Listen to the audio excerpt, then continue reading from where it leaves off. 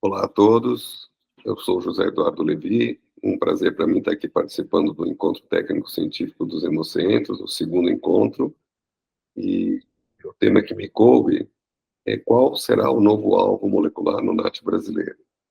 Embora eu não participe de nenhum tipo de decisão em relação a qual vai ser o novo alvo, eu estou apresentando essa aula com uma sugestão daquilo que me parece que deveria ser prioritário para os próximos anos, a partir de agora, de 2024. Eu sou biólogo, pesquisador do Instituto de Medicina Tropical da USP, superintendente de pesquisa e desenvolvimento da rede DASA, coordeno o Comitê de Doenças Transmissíveis por Transfusão da Associação Brasileira de Hematologia e Hemoterapia, a BHH. Atualmente ocupo o cargo de diretor regional para a América Latina da ISBT, Sociedade Internacional de Transfusão de Sangue, e coordeno o Comitê de Diagnóstico Molecular da Sociedade Brasileira de Patologia Clínica, SBPC. Bem, o próximo alvo, já estou dizendo aqui o que eu acho, deveria focar em arboviroses. Com o aquecimento global, a emergência de arboviroses, ela é evidente para todos nós, especialmente no Brasil, o número de doenças transmissíveis por mosquito que surgiram ou se agravaram nos últimos 20 anos, é reconhecido por todos nós. Esses são os principais artrópodes, então, os insetos com patas articuladas que são hematófagos e podem transmitir algum tipo de vírus para nós. Então, aqui tem o Aedes aegypti, o Aedes albopictus com seus ovos, os carrapatos, que tem alguns poucos vírus que são transmitidos por carrapatos também. Essa aqui é a sandfly, a mosquinha que também é hematófaga e pode transmitir também alguns vírus para nós, né, patogênicos para nós. Esses daqui são os mosquito-pólvoras, que agora ficaram famosos por causa do urupuxe, e esse aqui é o Sabetes, que também transmite a febre amarela no ambiente natural para nós. Então, esses são os principais artrópodes que levam a vírus que podem ser patogênicos para a espécie humana, mas aqui nós estamos falando dele transmitido pelo artrópode mesmo, pelo vetor. E o nosso tema, obviamente, é a transmissão transfusional. E esse tema, para falar a verdade, só entrou em pauta na agenda da medicina transfusional nos últimos 20 e poucos anos. Isso tudo começou com a transmissão do vírus do oeste do Nilo nos Estados Unidos, detectada nos Estados Unidos pela via transfusional e por transplante de órgãos também. E como é que se percebeu isso? Se percebeu, já a partir de 1999, o vírus chega nos Estados Unidos, até então não havia presença desse vírus, embora ele fosse conhecido da ciência, não havia presença desse vírus no hemisfério ocidental, e com a chegada, ele demorou cerca de 2 anos, já quando na chegada dele causou um surto nos Estados Unidos, muitos casos de meningoencefalite em idosos, aves que morreram, mas demorou 2 anos para se perceber a sua transmissão transfusional, até porque nem se pensava nesse ambiente de medicina transfusional que houvesse alguma relação com arbovirose. Nunca havia sido descrita a transmissão de alguma arbovirose por transfusão. E aí o caso, então, em que um doador, uma pessoa que sofreu um acidente de carro, recebeu dezenas de concentrados, dezenas de unidades de sangue e acabou falecendo, doou seus órgãos para 4 receptores. Esse aqui é o doador, para 4 receptores. E todos eles desenvolveram doença pelo vírus do oeste do Nilo, com comprovação laboratorial, sintomas compatíveis. Essa investigação desse caso, e mais de alguns outros casos, levou à comprovação de que esse vírus era transmitido por transfusão. E, portanto, os Estados Unidos logo decidiu que deveria implementar alguma medida de prevenção. E o que foi implementado, por sorte ou por seu momento propício, o NAT havia sido inicialmente acabado de ser implementado nos Estados Unidos, o NAT para hepatite C e para HIV. A hepatite B ainda não havia sido implementado. E aí, então, o governo americano estimulou as empresas que já eram fornecedoras de NAT para os bancos de sangue americanos a desenvolver um produto também para o vírus do oeste do Nilo. Isso aconteceu de forma muito rápida, porque já haviam as plataformas, já havia todo o sistema, já havia todo o treinamento, sistemas de informática, tudo pronto para fazer NAT. E aí, então, foi a questão de desenvolver reagentes para um novo teste, foi feito para o vírus do West do Nilo, em menos de um ano eles já tinham esse teste implementado, e aqui eu mostro para vocês os resultados. Em 10 anos de utilização do NAT para HCV e HIV, testados 66 milhões de doações, foram detectados 32 janelas de HIV e 244 de hepatite C, total de 276 casos, em 65 milhões, quase 66 milhões de doações, ou seja, para 239 mil, sendo que para HIV é muito mais baixo do que para hepatite C. Em um verão de implantação do vírus do NAT para o vírus do West do Nilo, se detectaram 944 doações confirmadas virêmicas, portanto, uma para 4.857. Então, rendimento muito maior do vírus do West do Nilo, que causa no receptor uma doença que pode ser tão grave ou mais grave do que a própria AIDS ou a hepatite C. Então, foi muito impactante, muito importante para a segurança sanguínea a implantação do NAT para o vírus do West do Nilo, e até hoje ele segue sendo realizado de rotina, porque o vírus continua causando pequenas epidemias e números importantes de casos, e o que contribui para isso, obviamente, é que você tem muita gente assintomática ou pré-sintomática que pode vir a doar sangue, e aí, se você não testar, não fizer o NAT, não tem como saber. Isso a gente faz um paralelo importante com a dengue, né? Então, a dengue, a gente tem um número gigantesco de casos de dengue no Brasil e na América Latina todos os anos, e a gente sabe que para cada caso sintomático de dengue, nós temos outros 2 casos totalmente assintomáticos, ou seja, pessoas que têm o vírus, mas não têm nenhum tipo de sintoma. E essas pessoas, algumas delas podem vir a doar sangue, e esse sangue contém o vírus, e o vírus ser transmitido para o receptor exatamente na mesma situação do vírus do West do Nilo. Essas viremias por arbovirose, em geral, elas duram uma semana. Então, depois disso, você tem o desenvolvimento do anticorpo e aí o clareamento da infecção. Essa é a história natural da grande maioria das infecções por arbovirose.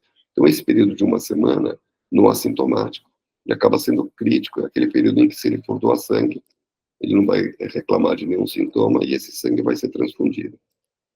O maior estudo de dengue transfusional feito no mundo foi feito no Brasil, liderado pela doutora Esther Sabino, com o grupo REDS, que é um grupo financiado pelo governo americano, e que estudou doadores de sangue no Rio de Janeiro e em Recife, na época de pico de dengue no nosso país, que são os meses de março, abril e maio. E eles chegaram a ver que, naquela época, quando foi feito o estudo, particularmente foi uma epidemia de dengue 4 no Brasil, foi a última epidemia de dengue 4 no Brasil, e eles viram que até 0,5% dos doadores no Rio e 0,8% no Recife, ou em época de pico, mais que 1 e mais que 2% do total de doadores eram virêmicos. Isso é um número gigantesco, né? Quer dizer, 2% de positividade para dengue no Recife, naquele momento, é mais do que HIV, HCV, hepatite B, tudo somado. Então, é uma taxa muito alta e, obviamente, que uma parte desses doadores, desse sangue doado, foi transfundido. Mas esse é o estudo mais completo, porque eles foram olhar o receptor, e não só os doadores. Então, eles viram, primeiro, que só 37% dos receptores, de fato, ficaram virêmicos também, tiveram a infecção pelo vírus pela via transfusional. Mas, que eu marquei em amarelo aqui, não conseguiram detectar nesses que receberam e que se tornaram virêmicos os receptores sintomas de dengue mais frequentes daqueles que receberam o sangue RNA negativo. Então, o que isso está dizendo na prática é que se transmitiu o vírus, mas não se transmitiu a doença, ou pelo menos não se percebeu a doença. Lembrando que muitos dos sintomas de dengue são sintomas inespecíficos, como febre, plaquetopenia, porque muitos desses pacientes tomaram a transfusão por serem plaquetopênicos também, outros tipos de mal-estar. Então, não quer dizer que eles não tiveram sintomas, mas que esses sintomas não foram mais frequentes nesse grupo. Esse tipo de observação do estudo, que é o melhor tipo de estudo, estudo controlado, caso controle, ele está em discordância evidente com os relatos de caso. Então, a gente tem, não muitos, bem poucos mesmo em relação ao volume de casos de dengue no mundo, bem poucos relatos de casos em que, sim, houve transmissão transfusional e teve repercussão clínica dengue no receptor. Então, esse é um caso ocorrido em Singapura, onde o doador, depois da doação, teve dengue, né, febre, mialgia, dengue por tipo 2, mas ele só avisou o banco de sangue posteriormente. E os 3 receptores, tanto do plasma quanto dos quanto das plaquetas, desenvolveram dengue, sim, sendo que o receptor do plasma teve o que a gente consideraria uma dengue severa, com extravasamento plasmático na pleura, né, bilateral. Mas, no final, todos eles saíram do hospital em boa saúde, mas houve uma repercussão transfusional evidente. Esse é um outro caso também, esse é de Hong Kong, em que eles tiveram certeza disso, porque quando o paciente desenvolve dengue, um receptor que está dentro do hospital, não necessariamente veio da transfusão, poderia vir de um mosquito que entrou dentro do hospital, que picou ele antes da internação. Mas nesse caso, o paciente estava em uma unidade de UTI, com um mosquito free, né? Quer dizer, não tem mosquito lá, com ar-condicionado e etc. 10 dias antes que ele desenvolveu os sintomas de dengue, e eles conseguiram associar, então, com um doador que, de fato, tinha desenvolvido dengue, né? Então, eles conseguiram depois contactar o doador também. Então, muita coincidência, e o que eles viram foi principalmente uma baixa na contagem de plaquetas, que foi bastante importante para um paciente cirúrgico. Nós também tivemos um caso que nós identificamos em tempo real, por isso que a gente chamou de real time o artigo, ou seja, enquanto o receptor desenvolvia os sintomas, já se suspeitou que aquilo fosse dengue. Porque até então, os outros casos que tem na literatura eram casos em que, quando o doador falava eu tive dengue, é que se ia atrás do receptor e aí se concluía que havia tido transmissão com alguns sintomas que se associavam com dengue. Mas nesse caso, não. Já houve a suspeita clínica, claro que não de transfusional, mas depois que se identificou que o doador, de fato, desenvolveu dengue, se encontrou, né, se verificou que esse receptor tinha tido dengue, uma carga viral muito alta também, uma plaquetopenia significativa. E, curiosamente, mas isso a gente vê também com outras arboviroses, a repercussão nos 2 receptores, porque o doador era um doador de plaquetas, uma parte do concentrado de plaquetas causou dengue no receptor, e o outro receptor nem soro converteu para dengue, como vocês podem ver aqui. Esse aqui soro converteu, a gente até detectou IgM nele. Então, a repercussão também é muito dependente de variáveis associadas com o estado de saúde, a genética, o estado sorológico do receptor. Mais recentemente, outro caso aqui detectado e publicado pelo Hemocentro de Ribeirão Preto, também um doador com dengue 2, e que levou a uma crise vaso-oclusiva num paciente submetido a várias, multitransfundido, como paciente de anemia falciforme, né? Então, aqui também houve uma baixa importante na contagem de plaquetas, como vocês podem ver aqui, e também uma leucopenia nesse paciente falcêmico. Então, esse é um texto que eu escrevi, elaborando qual seriam as hipóteses, por que existe essa discrepância enorme entre o número de casos de dengue transfusional reportados e o número imenso de doadores virêmicos no momento da doação e o imenso número de transfusões dengue positivas, né? Então, a primeira hipótese é que a nossa imunovigilância não detecta esses casos, ela é deficiente, o que eu não acredito. Outra hipótese, a 2 e a 3 vem junto, é que você tem a grande maioria dos receptores hoje nas áreas endêmicas tem sorologia positiva para dengue, então eles já teriam anticorpos que os protegeriam contra um dengue vindo da doação da bolsa de sangue. A mesma coisa se o anticorpo não está nele, mas está na unidade transfundida, né? Então, como a pessoa recebe plasma, ou recebe mesmo plaqueta com plasma, ou glóbulos com plasma, esse plasma do doador pode conter anticorpos, também poderiam atuar de forma protetiva. Existe uma ideia de que o dengue é uma doença que tem um papel importante do sistema, do agravamento, da exacerbação da resposta imune, e como a maioria dos receptores são imunossuprimidos, você não teria esses sintomas de dengue grave, o que não tem sustentação essa teoria, porque a gente vê inúmeros casos de dengue grave em receptores de órgãos sólidos, imunossuprimidos, portanto. Então, você pode estar descartado. E, por último, a hipótese que é menos crível, mas que eu acho que é a mais real, que é a necessidade da saliva do mosquito, quer dizer, o vírus da dengue se adaptou a ser transmitido para nós via uma picada de mosquito, onde tem um papel importante a saliva do mosquito e a atração de células do sistema imune para o local da picada, onde o vírus infecta essas células do sistema imune, monócitos, que então carregam o vírus para a medula óssea e para os linfonodos, onde acontece a replicação do vírus da dengue, fechando o ciclo de transmissão.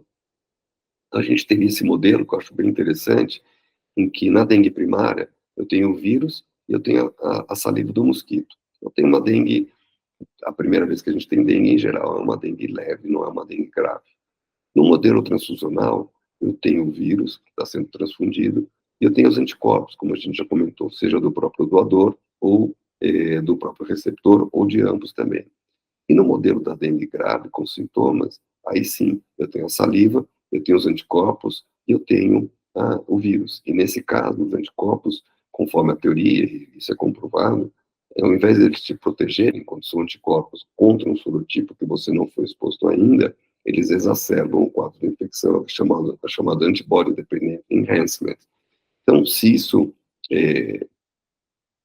o anticorpo tivesse no modelo transfusional essa capacidade de causar, na ausência da saliva, uma resposta exacerbada, a gente teria inúmeros casos de dengue aguda transfusional, e a gente não vê isso. Então, a gente tem que entender e aceitar que a saliva tem um papel fundamental na patogenia do vírus. Porém, tem os casos, como eu comentei e mostrei para vocês, transfusionais, evidentes também.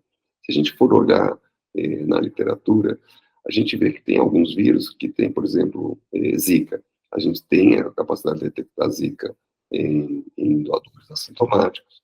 Existe a transmissão transfusional, mas a gente nunca viu um caso de Zika com repercussão, quer dizer, uma pessoa desenvolver Zika por transfusão, até porque os poucos casos de Zika transfusionais foram captados no Brasil e os receptores não tiveram Zika. Mas, portanto, é muito importante, por exemplo, o Uropuxa ainda não fizemos o estudo, não existe dados ainda em doadores assintomáticos, portanto, nunca foi reportado um caso de transmissão transfusional. Chikungunya é muito importante dizer, a gente encontra chikungunya aos montes também em doadores assintomáticos, mas a gente nunca teve um caso de transmissão transfusional de chikungunya na literatura. Então, é importante a gente diferenciar, e o que eu queria chamar a atenção para vocês aqui é que a maior parte daqueles arbovírus, que eu estou colocando aqui, seja transmitido por carrapato, seja transmitido como tick-borne ou poaça, seja transmitido por os mosquitos que a gente comentou também, alguns deles têm repercussão transfusional nos receptores, como o dengue, já comentado, como o vírus da encefalite japonesa, como o vírus da encefalite de St. Louis, como o vírus do West Nile, já comentado, como o vírus da febre amarela vacinal também já causou, a gente vai ver a seguir, uma febre amarela pelo vírus vacinal, que é um vírus atenuado. Então,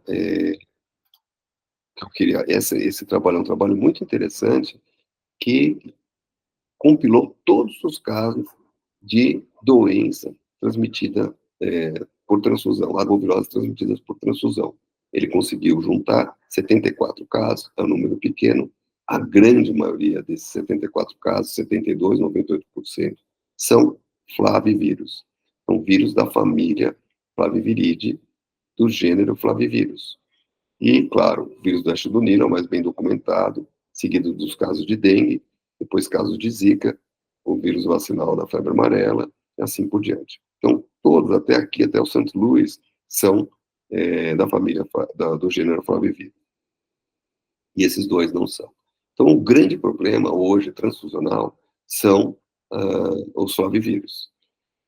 Zika, como eu comentei com vocês, a gente não tem evidência de doença Zika causada por transfusão. Porém, o modelo experimental, quando você infunde o vírus brasileiro, né, detectado aqui na epidemia de 2015 aqui no Brasil, numa rata grávida, os seus filhotes apresentam as mesmas características de malformação e síndrome que a gente verifica nos bebês quando a mãe foi picada pelo mosquito da Zika, né, os bebês da síndrome congênita da Zika. Então, restrição de crescimento, sintomas oculares, né, que aqui o olho se forma, aqui o olho mal se forma nesse ratinho, encurtamento do córtex, entre outros também. Então, o princípio da precaução levou a Organização Mundial da Saúde, naquele momento, a recomendar que o sangue para grávidas e outras mulheres em idade fértil, politransfundidas, por exemplo, falciformes,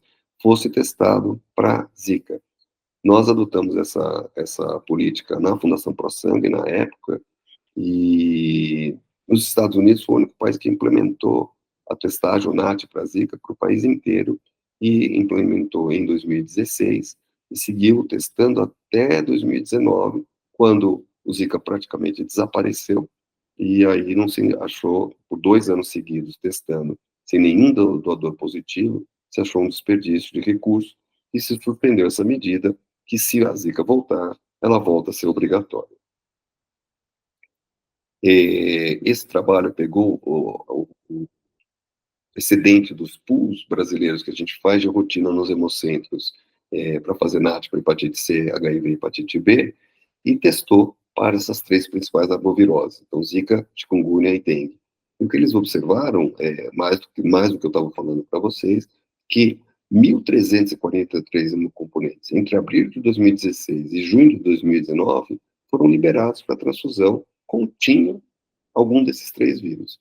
Então, por exemplo, um pico de dengue no Hemominas aqui, 160 doadores positivos, 353 unidades liberadas por transfusão, chikungunya no Recife, e no Rio de Janeiro, principalmente, Zika. Mas juntando tudo nessas 4 capitais, a gente teve um número grande em 3 anos de hemocomponentes transfundidos, o que é preocupante do ponto de vista da segurança transfusional, embora isso que eu tenha comentado, né? Entre os 3, o único que tem evidência de poder causar morbidade no receptor é dengue. Chikungunya nunca houve um caso documentado, e Zika é o princípio da precaução. Talvez as mulheres grávidas não devessem receber sangue Zika positivo, para os adultos talvez não tenha nenhum tipo de repercussão. Por último, o vírus da febre amarela, já estou terminando, vacinal, é a mesma situação que eu comentei com vocês, esse é um caso recente. Então, um doador recebeu a vacina da febre amarela, esqueceu de comentar, porque como o vírus é atenuado, são 30 dias, aguardando 4 semanas para depois doar, mas ele acabou doando 6 dias depois, e esse sangue foi transfundido numa pessoa que também teve um trauma cerebral, nesse dia aqui, dia -3. E aí esse doador morreu, os órgãos foram transplantados em 4 receptores, os 2 rins, o fígado e o coração, e os 4 receptores tiverem quadro encefálico por vírus da febre amarela.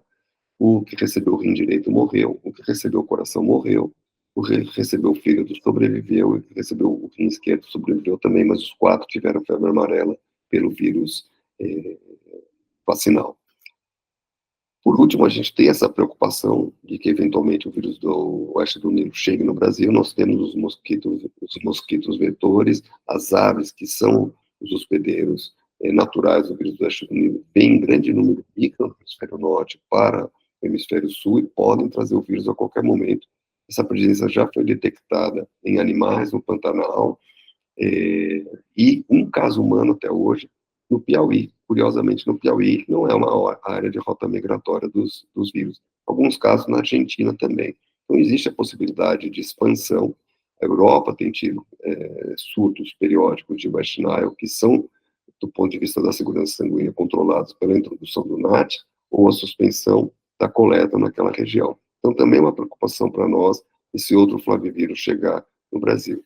Se a gente for ver, nos últimos 20 e poucos anos, a principal medida de prevenção de agentes emergentes tem sido a adoção do NAT. Então, NAT para o vírus do Nilo, para hepatite B, para Zika, para hepatite E, para Babésia nos Estados Unidos e, recentemente, para Plasmodium aqui no Brasil também.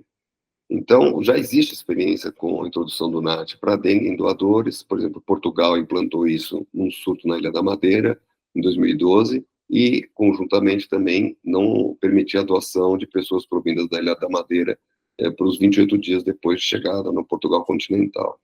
Na Polinésia Francesa, o NAT para dengue é implementado toda vez que há um surto, epidemia, não só para dengue, como para zika e para chikungunya também. Estados Unidos implementou um teste antigênico para dengue em Porto Rico durante a epidemia em 2013, e depois, por causa da alta taxa de falsos negativos com o teste de antígeno MS1, eles substituíram pelo TMA. E agora, recentemente, depois de 3 casos de dengue autóctone em Barcelona, o Banco de Sangue da Catalunha implementou o NAT, a Boplex, que é Zika, dengue e chikungunya, e já em 2023 e agora em 2024 também esse teste está sendo mantido, por causa de alguns poucos casos autóctones, casos, obviamente, por vetor. Então, a gente vê que os países têm políticas diferentes em relação às arboviroses, mas que já existe esse precedente de testar, e para outras também, a Itália, por exemplo, suspendeu a coleta e depois, por causa de um surto de chikungunya na Itália, importante. Nos Estados Unidos, obviamente, já comentei o vírus leste do Nilo, também no Canadá, também em Porto Rico, isso é feito de rotina. Zika foi descontinuado, e a França implementou redução de patógenos, por exemplo, nas Ilhas Reunion, durante um surto de chikungunya em 2006, e toda vez que tem alguma epidemia, no Caribe é implementado o NAT, seja para Zika, seja para dengue, seja para chikungunya também.